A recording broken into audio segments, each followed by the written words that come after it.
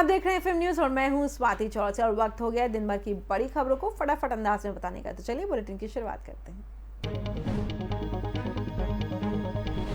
प्रधानमंत्री मोदी काशी को देंगे करोड़ों की सौगात। 25 अक्टूबर को पीएम काशी को देंगे करोड़ों की सौगात। 32 परियोजनाओं का करेंगे लोकार्पण।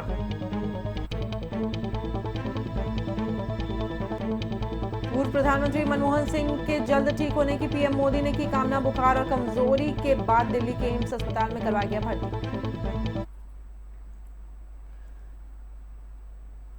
मनमोहन सिंह की तबियत को लेकर पीएम मोदी का ट्वीट। कहा, मैं डॉक्टर मनमोहन सिंह जी के अच्छे स्वास्थ्य और शीघ्र स्वस्थ होने की प्रार्थना करता हूं। राष्ट्रपति कोविंद का जम्मू दौरा। जवानों के साथ मनाएंगे दशहरा। उधमपुर में सैन्य जवानों से भी मुलाकात करेंगे। 15 अक्टूबर को फिर जाएंगे। सेला सुरंग के आखिरी चरण कार्य की शुरुआत। सेला सुरंग के आखिरी चरण कार्य की शुरुआत हो चुकी है। राजनाथ सिंह ने दिल्ली से बटन दबाकर वर्चुअली किया उद्घाटन। सीएम योगी ने विजयदशमी और नवरात्रि की दी शुभकामनाएं। कहा, विजयदशमी पर मर्यादा पुरुषोत्तम श्री राम की विजय के इस पावन पर्व पर भारतवासी श्रद्धा और सम्मान से करेंगे आयोजित। महानवमी पर विशेष पूजा अर्चना। महानवमी पर गोरखपुर में विशेष पूजा अर्चना की गई। सीएम योगी ने नवरात्रि के 9वें दिन किया कन्या पूजन।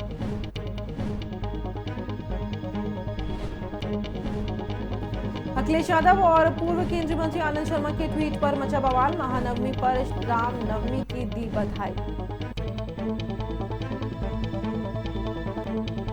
देश के कई बिजली उत्पादन संयंत्रों में कुआं खोदो पानी पियो जैसी स्थिति। कई पावर प्लांट्स में नहीं बचा है एक दिन का भी रिजर्व कोयला।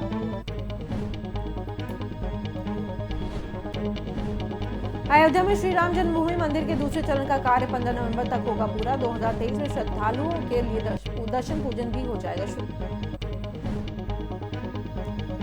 दुर्गा पूजा के दौरान जागरण में 4 युवकों ने की फायरिंग। एक अधेड़ की मौत तो वहीं 2 बच्चियां घायल।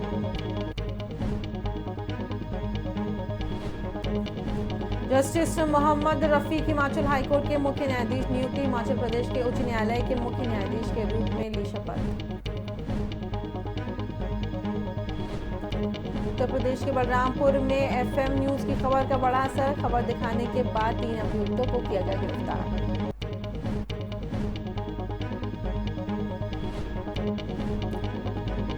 जुमला छाप डॉक्टर की लापरवाही से गई मरीज की जान। मृतक के परिजनों ने जमकर काटा हंगामा।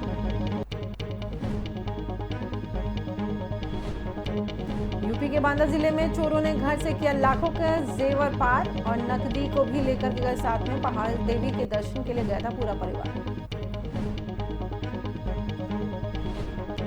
पिछले 24 घंटों में कोरोना के 18,987 नए मामले। 246 लोगों की गई जान। देश में पिछले 24 घंटों में दी गई कोरोना की 35,66,347 डोज। वैक्सीन की डोज का आंकड़ा बढ़कर 96 करोड़ 82 लाख हुआ। पाकिस्तान में कमर तोड़ महंगाई के चलते लोगों का जीना हुआ दूभर। 40 रुपए की हुई 1 कप चाय।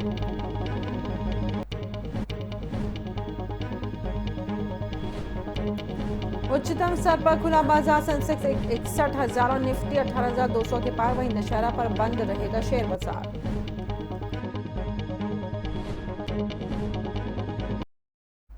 और यहाँ रुके एक बहुत छोटे से ब्रेक ले। ब्रेक पर भी खबरें जारी हैं। हम सभी जानते हैं कि दिल्ली और उसके आसपास के इलाकों में हर साल अक्टूबर नवंबर के महीनों में पराली के धुएं से प्रदूषण बढ़ जाता है। सर्दियों में पंजाब, हरियाणा और उत्तर प्रदेश में पराली के जलने वाले धुएं से दिल्ली के करोड़ों लोगों को सांस लेने में तकलीफ होती है। हमारे किसान भाइयों को मजबूरी में अपनी पराली जलानी पड़ती है क्योंकि उनके पास कोई और दूसरा रास्ता ही नहीं होता।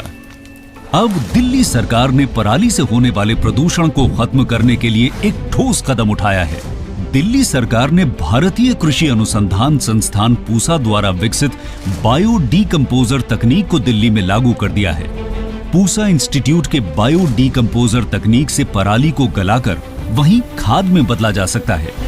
दिल्ली सरकार ने इस तकनीक को लागू कर दिया है और इसका सारा खर्च दिल्ली सरकार उठा रही है। और जब खेत में ही उस पराली का खाद बन जाएगा तो वो जमीन की उर्वरता भी बढ़ाएगा, मतलब किसानों की अगली फसल भी बढ़िया होगी। यही तो हमारे किसानों को चाहिए।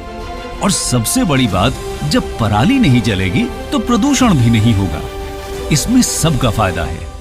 पहले हमें अपनी पराली जलानी पड़ती थी, लेकिन इस बार हमें ऐसा नहीं करना पड़ा। दिल्ली सरकार ने पराली को खाद में बदलने के लिए हमारे खेतों में ये छिड़काव करवाया। ये बहुत ही आसान था और हमें तो बहुत फ़ायदा हुआ। ये पूरा काम दिल्ली सरकार ने खुद कराया है, हमें तो एक पैसा नहीं देना पड़ा और हमारी पराली यही खेत में ही खाद बन गई है और प्रदूषण भी नहीं हुआ। ये बहुत बढ़िया समाधान है। दिल्ली सरकार प्रदूषण को खत्म करने के लिए युद्ध स्तर पर तो काम कर ही रही है, साथ ही किसानों की सुविधाओं का भी पूरा ख्याल रखा जा रहा है।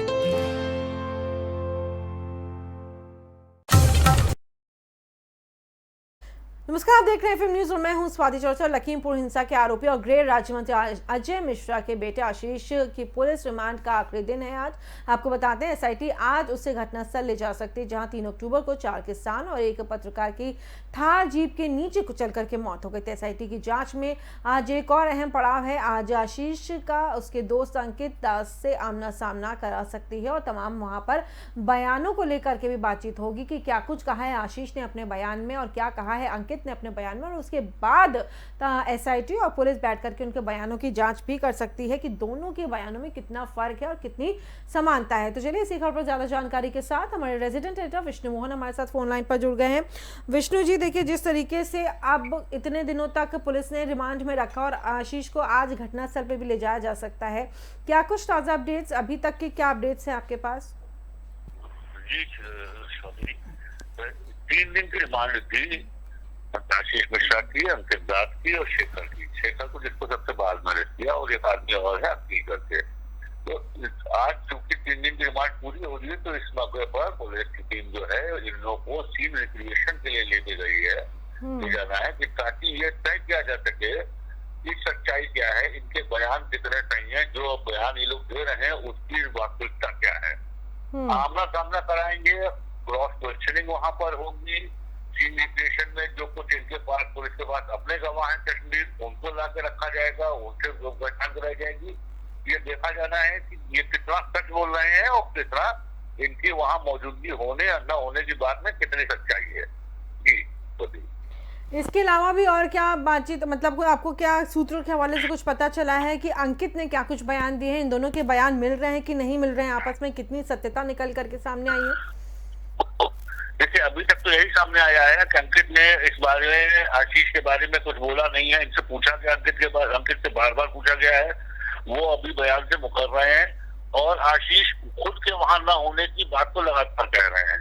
लेकिन पुलिस के पास कुछ ऐसे सबूत हैं, कुछ ऐसे गवाह हैं जिनसे ये बात की पुष्टि हो रही है कि इनकी वहां मौजूदगी थी या इनका किसी तरीके से इस पूरी घटना में हाथ था। ठीक है, इसके अलावा भी अब आगे क्या कुछ, अगर जो सीन क्रिएशन पर लेकर के जाती है उसके बाद क्या आगे हो सकता है? क्या पुलिस अब आगे क्या कुछ आशीष को ले करके क्या कदम उठा सकती है? क्योंकि आज रिमांड पूरी हो गई है 3 दिन की, अब इसके आगे का क्या प्रोसेस होता है? किस तरीके से अब आगे उनके साथ जो उन्हें कोर्ट में दोबारा लेके जाया जाएगा या दोबारा रिमांड मांगी जाएगी, क्या हो सकता है उनके साथ, आशीष के साथ? जी, जैसे ये पूछताछ के बाद ही, आज रिमांड अवधि समाप्त होने के बाद ही ये तय करेंगे पुलिस वाले कि इनको दोबारा रिमांड के लिए मांगा जाएगा या नहीं। ये रिमांड अवधि पूरी हो जाने के बाद जो पूछताछ में छानबीन में अभी तक सामने आया है तो पुलिस उसको अपनी केस डायरी में दर्ज करके विवेचना पर्चे काट करके उसको कोर्ट के सामने रखेगी। उसी आधार पर आगे की कार्रवाई तय की जाएगी क्या करना है। तो रिमांड अवधि तय हो जाने के बाद इनको तत्काल न्यायिक अभिरक्षा में वापस जेल भेज दिया जाना है। ठीक है, वहीं अंकित के साथ क्या कुछ अंकित के साथ हो सकता है? अंकित का आगे पुलिस उनके साथ उनको भी दोबारा से पूछताछ की जाएगी, उनके साथ आगे क्या होगा? अंकित के बारे में तो उतना नहीं कहा जा सकता, लेकिन पुलिस का विशेष ध्यान जो है वो आशीष के ऊपर है, क्योंकि वही मेन मुद्दा, मेन आरोपी वही बन के सामने उभर रहे हैं। गाड़ी उनकी थी, उन्हीं पर सारा आरोप है, सारी सियासत उन्हीं के नाम पर गरमाई हुई है, इसलिए खास ध्यान आशीष पर ही रखा जा रहा है, उनके बयान पर। क्योंकि अंकित भी एक बड़े परिवार से आते हैं, रसूखदार परिवार से आते हैं। अखिलेश दास जो अब इस दुनिया में नहीं है, उनके पिता हैं, काफ़ी रसूखदार हैं, काफ़ी पावरफुल हैं, और हो सकता है कि चीज़ें फिर आगे जा करके जी बोले, आप कुछ बोल रहे थे। हाँ जी, ये पूर्व मंत्री अखिलेश दास जी के परिवार से हैं, है ना। उनका काफी प्रभावशाली और रसूखदार परिवार है अंकित दास। लेकिन अंकित दास की मौजूदगी है उसके बारे में साक्ष्य सामने आ चुके हैं, वीडियो साक्ष्य भी हैं सामने, और वो अपने बयान में तमाम चीजें बता भी चुके हैं। बयान के अंदर असलियत में और क्या चीजें सामने आई हैं ये अभी पुलिस इसको डिस्क्लोज नहीं कर रही है। लेकिन अंकित दास को लेकर अब मुझे जो सामने बात आई है वो ऐसा नहीं लगता है कि उनको दोबारा कोई रिमांड पे लेने की कोशिश होगी।